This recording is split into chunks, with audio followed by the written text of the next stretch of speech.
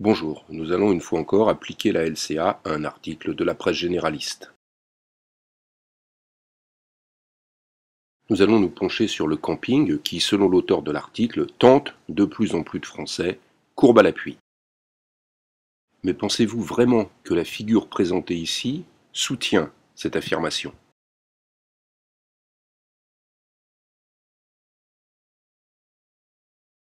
Non, clairement pas.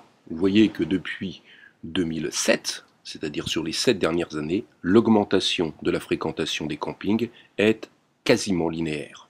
Comment les auteurs auraient-ils pu faire pour montrer une augmentation de la fréquentation des campings?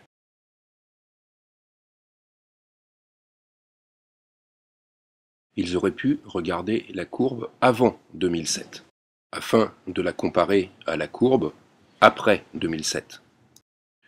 Une modification, une augmentation de la pente de la courbe après 2007 aurait soutenu leur affirmation.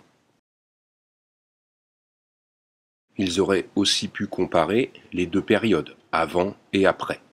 Par exemple, en regardant la fréquentation médiane sur une période de 7 ans, puis en la comparant à la fréquentation médiane sur les 7 années précédentes. Évidemment, dans les deux cas, le tout assorti du test statistique adapté.